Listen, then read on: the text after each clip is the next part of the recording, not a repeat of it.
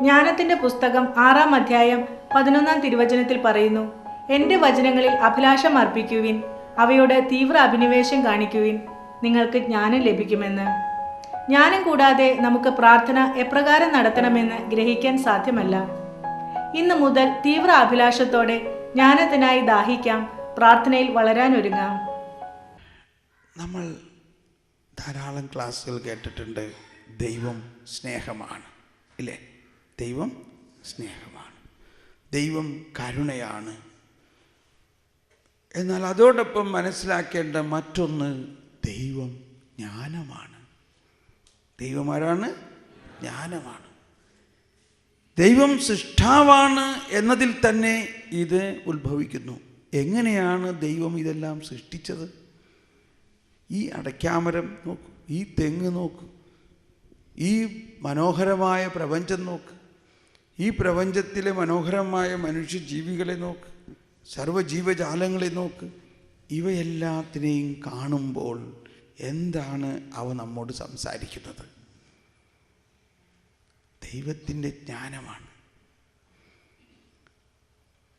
നമ്മുടെ ജീവിതത്തിൽ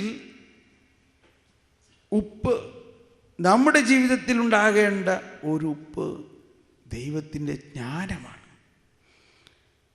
ജ്ഞാനമില്ലാത്തവരോടുകൂടെ അനന്തജ്ഞാനിയായ ദൈവത്തിനെ കൂട്ടുകെട്ടാൻ സാധിക്കുമോ? ഞാൻ ഒരു വിഡ്ഢിയാണെങ്കിൽ എനിക്ക് ദൈവമായിട്ടൊരു സമ്പർക്കം സാധിക്കുമോ? എന്തുകൊണ്ട് സാധിക്കില്ല? ദൈവം ജ്ഞാനിയായതുകൊണ്ട്. മറിച്ച് സാധിക്കും. ദൈവമേ, ഞാനൊരു വിഡ്ഢിയാണ്, എനിക്ക് ജ്ഞാനം തരണമേ എന്ന് ഞാൻ യാചിക്കുമ്പോൾ ദൈവമാകുന്ന ജ്ഞാനം എന്നിലേക്ക് ഒഴുകുന്നു. ഈശോ തന്നെ നമുക്ക് കാണാം, അവൻ ജ്ഞാനത്തിൽ വളർന്നു, അവൻ ശക്തിയിൽ വളർന്നു. 2:40 ശിശു വളർന്ന് ജ്ഞാനം നിറഞ്ഞ ശക്തനായി. എല്ലാവരും ഒന്ന് കരമുയർത്തിയേറ്റ് പറഞ്ഞ്, ശിശു വളർന്ന് ജ്ഞാനം നിറഞ്ഞ് ശക്തനായി. ഒന്നുകൂടി, ശിശു വളർന്ന് ജ്ഞാനം നിറഞ്ഞ് ശക്തനായി. യേശുവിൻ്റെ ജ്ഞാനം, യേശു തന്നെ ജ്ഞാനമാണ്, ദൈവം ജ്ഞാനമാണ്. ആ ജ്ഞാനം ഇപ്പോൾ നമ്മളെല്ലാവരും മാതാപിതാക്കളായ നമ്മളുടെ ആഗ്രഹം എന്താ? നമ്മുടെ മക്കളെക്കുറിച്ച്. മക്കൾ ഒരു 3-4 വയസ്സാകുമ്പോഴേക്കും നമ്മൾക്ക് ഏറ്റവും കൂടുതൽ ആവലാതി എന്താ? ഇവർക്ക് ഏറ്റവും നല്ല സ്കൂളിൽ അഡ്മിഷൻ കിട്ടണം. ദൈവം ആഗ്രഹിക്കുന്നത് നമ്മൾക്ക് ദൈവത്തെ പോലെ തന്നെയുള്ള ജ്ഞാനമുണ്ടാകണമെന്നാണ് ആഗ്രഹിക്കുന്നത്. ജ്ഞാനമാണ് ക്രിസ്തീയ ജീവിതത്തിൻ്റെ വളർച്ചയുടെ മറ്റൊരു ഘടകം. പ്രാർത്ഥിക്കുന്നതിന് തന്നെ ജ്ഞാനമുണ്ടാകണം. ജ്ഞാനമില്ലെങ്കിൽ നമ്മൾ പ്രാർത്ഥിക്കാൻ തന്നെ സാധിക്കില്ല. നന്നായിട്ട് പ്രാർത്ഥിക്കേണ്ടത് തന്നെ ജ്ഞാനത്തിന് വേണ്ടിയാണ്. എന്തെങ്കിലും പ്രാർത്ഥിച്ചാൽ പോരാ.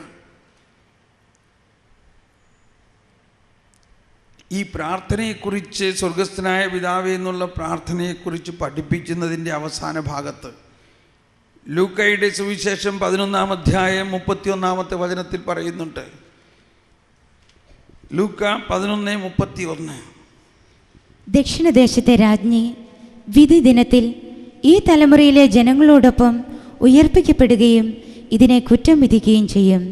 എന്തെന്നാൽ സോളമന്റെ വിജ്ഞാനം ശ്രവിക്കാൻ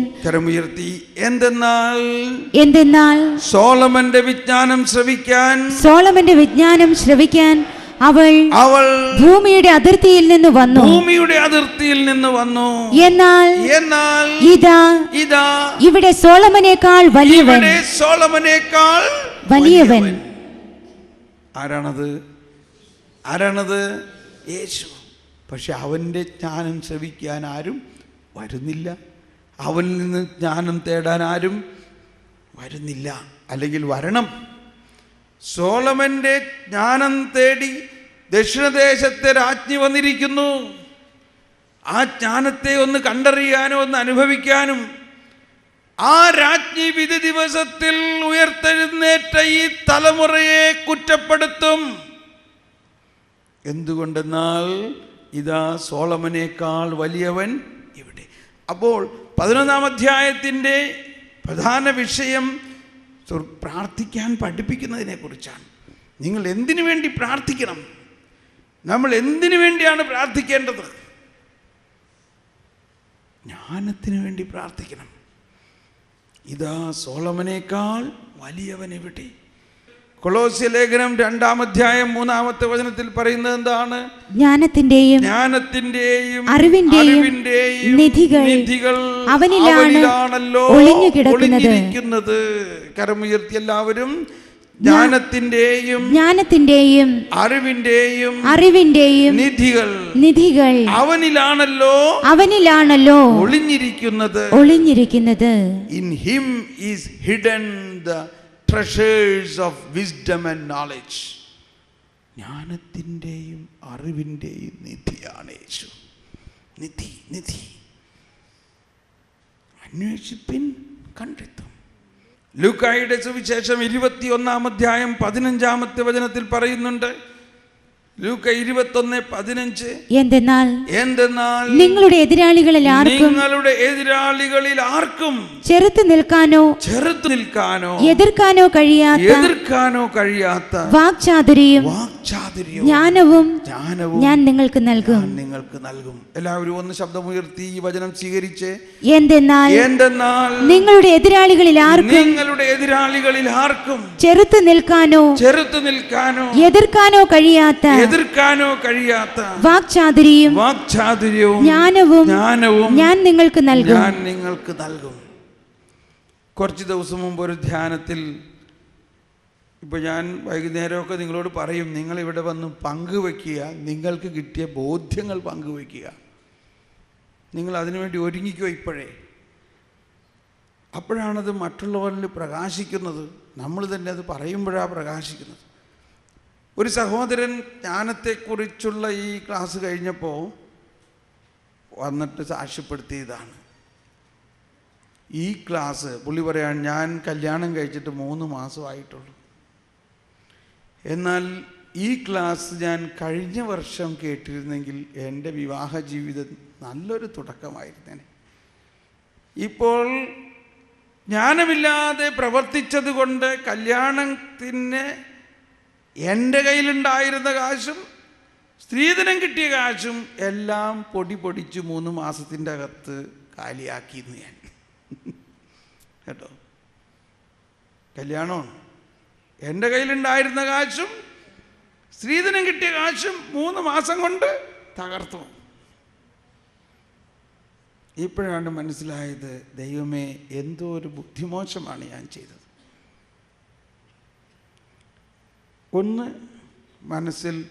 ഒന്ന് നമ്മുടെ ജീവിതത്തെ വിലയിരുത്തുകയാണെങ്കിൽ നമുക്കറിയാം, നമ്മുടെ ജീവിതത്തിൽ ഉണ്ടായിട്ടുള്ള പരാജയങ്ങളുടെയും തകർച്ചകളുടെയും എല്ലാം കാരണം ആത്യന്തികമായിട്ട് പ്രധാനമായിട്ട് നമ്മൾ ജ്ഞാനമില്ലാതെ എടുത്ത ചില തീരുമാനങ്ങളാണ്. അല്ലെങ്കിൽ ദൈവത്തിനോട് ജ്ഞാനം ചോദിക്കാതെ, ദൈവത്തിൻ്റെ ജ്ഞാനം തേടാതെ നമ്മുടെ മാനുഷികമായ അഹങ്കാരത്തിൽ നിന്നും അഹംഭാവത്തിൽ നിന്നും ഉയർന്ന ചില തീരുമാനങ്ങളാണ് നമ്മുടെ ജീവിതത്തെ, ചിലരുടെ ജീവിതത്തിൽ വളരെ തകർച്ചകളുണ്ടായിട്ടുള്ളത്. ഒരു തീരുമാനം മതി, ഒരു തീരുമാനം.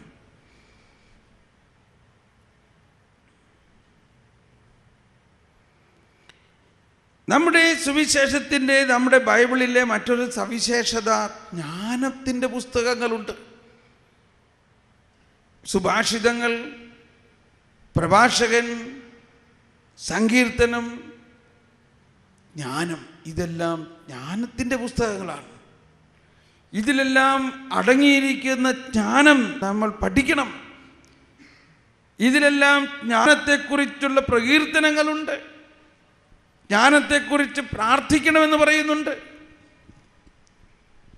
എൻ്റെ മനസ്സിൽ വരുന്നൊരു വചനം ഇതാണ്. എല്ലാവരും ഒന്ന് എടുത്ത് വായിച്ചേ. സുഭാഷിതങ്ങൾ 6-ാം അധ്യായത്തിൽ 6-ാമത്തെ വചനം. മടിയനായ മനുഷ്യ എറുമ്പിന്റെ പ്രവൃത്തി കണ്ട് വിവേകിയാവുക. മേലാളനോ കാര്യസ്ഥനോ രാജാവോ ഇല്ലാതെ അത് വേനൽക്കാലത്ത് കലവറയൊരുക്കി കൊയ്ത്ത് കാലത്ത് ഭക്ഷണം ശേഖരിച്ചു വെക്കുന്നു. മടിയ നീ എത്ര നാൾ നിശ്ചേഷ്ടനായിരിക്കും. നീ എപ്പോഴാണ് ഉറക്കത്തിൽ നിന്ന് ഉണരുക. കുറച്ചുകൂടി ഉറങ്ങാം. തെല്ലു നേരം കൂടി മയങ്ങാം. കയ്യും കെട്ടിയിരുന്ന് അല്പം കൂടെ വിശ്രമിക്കാം. ഫലമോ ദാരിദ്ര്യം വഴിപോക്കനെ പോലെ ദുർഭിക്ഷം കൊള്ളക്കാരനെ പോലെയും നിന്റെ മുൻപിലെത്തും.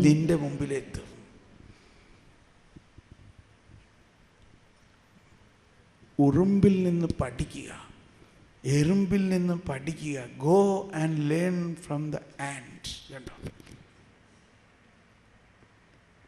ജ്ഞാനം തേടുക.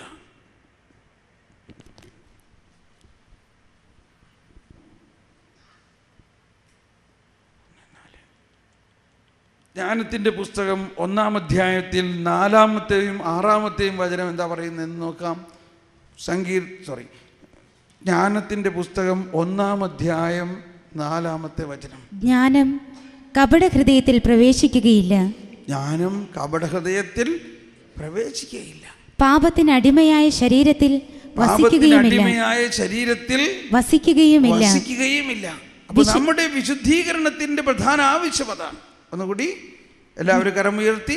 ജ്ഞാനം കപടഹൃദയത്തിൽ പ്രവേശിക്കുകയില്ല. പാപത്തിന് അടിമയായ ശരീരത്തിൽ വസിക്കുകയുമില്ല. തുടർന്ന് 6-ാമത്തെ വചനം. ജ്ഞാനം കരുണാമയമാണ്. എന്നാൽ ദൈവദൂഷണം പറയുന്നവനെ വെറുതെ വിടുകയില്ല. ദൈവം മനസ്സിന്റെ സൂക്ഷ്മ വ്യാപാരങ്ങളെ അറിയുന്നവനും ഹൃദയത്തെ യഥാർത്ഥമായി നിരീക്ഷിക്കുന്നവനും നാവിൽ നിന്ന് ഉതിരുന്നത് കേൾക്കുന്നവനുമാണ്. കർത്താവിന്റെ ആത്മാവിനാൽ ലോകം നിറഞ്ഞിരിക്കുന്നു. ഇനി 6-ാം അധ്യായത്തിൽ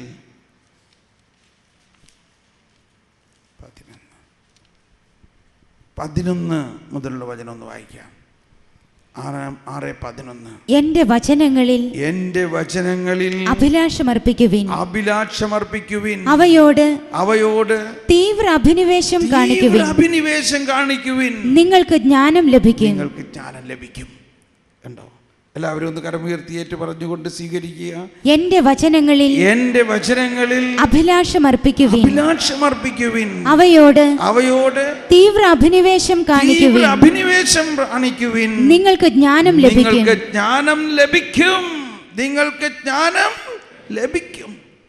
തുടർന്ന് വായിക്കാം. തേജസ്സുറ്റതാണ് ജ്ഞാനം, അത് മങ്ങിപ്പോവുകയില്ല. ജ്ഞാനത്തെ സ്നേഹിക്കുന്നവർ നിഷ്പ്രയാസം അവളെ തിരിച്ചറിയുന്നു. ഒന്ന് വായിക്കാം. ഏറ്റുപറയാം. ജ്ഞാനത്തെ സ്നേഹിക്കുന്നവർ നിഷ്പ്രയാസം അവളെ കണ്ടെത്തുന്നു. തുടർന്ന് അവളെ തേടുന്നവർ കണ്ടെത്തുന്നു. തന്നെ അഭിലഷിക്കുന്നവർക്ക് വെളിപ്പെടാൻ അവൾ തിടുക്കം കൂട്ടുന്നു. പ്രഭാതത്തിൽ ഉണർന്ന് അവളെ തേടുന്നവർ പ്രയാസം കൂടാതെ അവളെ കണ്ടുമുട്ടും. ശ്രദ്ധിച്ചോ? അവളെ കണ്ടുമുട്ടണോ? എപ്പോഴാണ് അവളെ കണ്ടുമുട്ടാൻ എളുപ്പം? അതിരാവിലെ. അതുകൊണ്ടാണ് രാത്രിയിൽ ഉണർന്ന് പ്രാർത്ഥിക്കണമെന്ന് പറയുന്നത്. പ്രഭാതം എന്ന് പറയുന്നത് 8 മണിക്കല്ല, 7 മണിക്കുമല്ല. രാത്രി 12 മണി കഴിഞ്ഞാൽ പ്രഭാതം ആരംഭിക്കുകയായി. ജ്ഞാനം നമ്മൾക്ക് ലഭിച്ചു കഴിഞ്ഞാൽ മാത്രമേ ദൈവത്തിൻ്റെ ഹിതം നമുക്ക് മനസ്സിലാകുകയുള്ളൂ. നമ്മുടെ ജീവിതത്തിലുള്ള പ്രശ്നങ്ങൾക്ക് പരിഹാരമുണ്ടാണ്. കാരണം നമ്മുടെ ജീവിതത്തിൽ പ്രശ്നങ്ങൾ ഉണ്ടായിട്ടുള്ളത്, പറയുന്നതിൽ ക്ഷമിക്കണം, ഈ വാക്കല്ലാതെ വേറൊരു വാക്കെനിക്കില്ല, നമ്മൾ ചെയ്തിരിക്കുന്ന ചില വിഡ്ഢിത്തം കൊണ്ടാണ്. ഈ വിഡ്ഢിത്തത്തിന് വേറൊരു വാക്കൊന്ന് പറഞ്ഞ് പറയും, ഭോഷത്വം അല്ലേ? ഇത് രണ്ടും കഴിഞ്ഞാൽ വേറെ വല്ല വാക്കുണ്ടോ? അതുകൊണ്ട് പറഞ്ഞതാണ്. അതുകൊണ്ടാണ് ഞാൻ ജ്ഞാനമില്ലാതെ, പക്ഷെ ജ്ഞാനമില്ലാതെ എന്നൊന്നും പറഞ്ഞാൽ ഇതിൻ്റെ അർത്ഥം ശരിക്കും വരുന്നില്ല. ഇതിനെക്കുറിച്ച് നമ്മൾ പശ്ചാത്തപിക്കണം. നമ്മൾക്ക് പശ്ചാത്തപിക്കണം. നമ്മളൊരു പക്ഷേ ഒന്ന് പാപമൊന്നും ചെയ്തതായിട്ട് കാണുന്നില്ല, പക്ഷേ ചില വിഡ്ഢിത്തം ചെയ്തു, ചില വിഡ്ഢിത്തരം അനുസരിച്ച് തീരുമാനങ്ങൾ നടത്തി. അതുകൊണ്ടാണ് നമ്മുടെ ജീവിതത്തിലെ പ്രശ്നങ്ങൾ. അപ്പോൾ ഈ പ്രശ്നങ്ങൾക്ക് പരിഹാരമുണ്ടാകണമെങ്കിൽ ഇതിനെക്കുറിച്ച് പശ്ചാത്തപിക്കണം. നമുക്കൊന്ന് പ്രാർത്ഥിക്കാം. എന്നിൽ വസിക്കുന്ന ദൈവമേ, എന്നിൽ വസിക്കുന്ന ദൈവമേ, ജ്ഞാനം തന്നെയായ ദൈവമേ, ജ്ഞാനം തന്നെയായ ദൈവമേ, എൻ്റെ ജീവിതത്തിൽ ഞാൻ ചെയ്തു പോയിട്ടുള്ള ദോഷത്തരങ്ങളെ പ്രതി പശ്ചാത്തപിക്കുന്നു. ക്ഷമിക്കണമേ, എന്നോട് ക്ഷമിക്കണമേ, ജ്ഞാനം നൽകണമേ, എനിക്ക് ജ്ഞാനം നൽകണമേ, ജ്ഞാനം നൽകണമേ, എനിക്ക് ജ്ഞാനം നൽകണമേ. ജ്ഞാനത്തിൻ ചൈതന്യമേ ഞങ്ങളിൽ വന്നു നിറഞ്ഞിടണേ. ദിവ്യമാം ദാനങ്ങളാൽ ഞങ്ങളെ നവ്യരായി മാറ്റണമേ.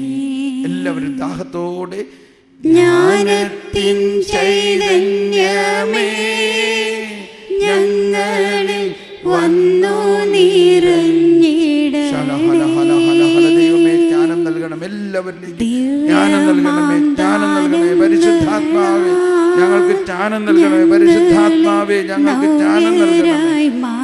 ദാഹത്തോടെ വീണ്ടും പാടിക്കൊണ്ട്, ദാഹത്തോടെ വീണ്ടും പാടി. ജ്ഞാനത്തിൻ ചൈതന്യമേ ഞങ്ങളിൽ വന്നു നിറഞ്ഞിടണേ. ദിവ്യമാം ദാനങ്ങളാൽ ഞങ്ങളെ നവ്യരായി മാറ്റണം. സ്വതന്ത്രമായി സ്തുതിച്ചുകൊണ്ട് ഹല്ലേലൂയ ഹല്ലേലൂയ ഹല്ലേലൂയ ഹല്ലേലൂയ ഹല്ലേലൂയ ഹല്ലേലൂയ ഹല്ലേലൂയ ഹല്ലേലൂയ ഹല്ലേലൂയ ഹല്ലേലൂയ ഹല്ലേലൂയ ഹല്ലേലൂയ ഹല്ലേലൂയ ഹല്ലേലൂയ ഹല്ലേലൂയ ഹല്ലേലൂയ. ജ്ഞാനം നൽകണമേ, ജ്ഞാനം നൽകണമേ യേശുവേ, ജ്ഞാനം നൽകണമേ. എല്ലാവരും ശബ്ദമുയർത്തി സ്തുതിക്കുക, അധരം തുറന്ന് സ്തുതിക്കുക. ഉപ്പിന് ഉറകൂട്ടണമേ. അഗ്നിയാൽ ഞങ്ങളെ ശുദ്ധീകരിക്കണമേ. അഗ്നിയാൽ ഞങ്ങളെ ഉറകൂട്ടണമേ. അവിടുത്തെ ജ്ഞാനം ഞങ്ങൾക്ക് നൽകണമേ. ദൈവവചനമാകുന്ന ജ്ഞാനം, ദൈവത്തിന്റെ ചൈതന്യം ഞങ്ങളിലേക്ക് ഒഴുക്കണമേ. ഞങ്ങൾ ചെയ്തു പോയിട്ടുള്ള വിഡ്ഢിത്തരങ്ങളെ കുറിച്ച് ഞങ്ങളോട് ക്ഷമിക്കണമേ. ദോഷത്തരങ്ങളെ കുറിച്ച് ഞങ്ങളോട് ക്ഷമിക്കണമേ. സമയം വ്യർത്ഥമാക്കിയതിനെ കുറിച്ച്, പ്രാർത്ഥിക്കാതിരുന്ന കാലഘട്ടങ്ങളെ കുറിച്ച്, പ്രാർത്ഥിക്കാതെ വിട്ടുപോയ നാളുകളെ കുറിച്ച്, പ്രാർത്ഥിക്കാത്തത് കൊണ്ട് നഷ്ടപ്പെട്ട കൃപാവരത്തെ പ്രതി ഞങ്ങളോട് ക്ഷമിക്കണമേ. ജ്ഞാനം നൽകണമേ, ജ്ഞാനം നൽകണമേ. ഹല്ലേലൂയ ഹല്ലേലൂയ ഹല്ലേലൂയ ഹല്ലേലൂയ ഹല്ലേലൂയ ഹല്ലേലൂയ. Praise the Lord.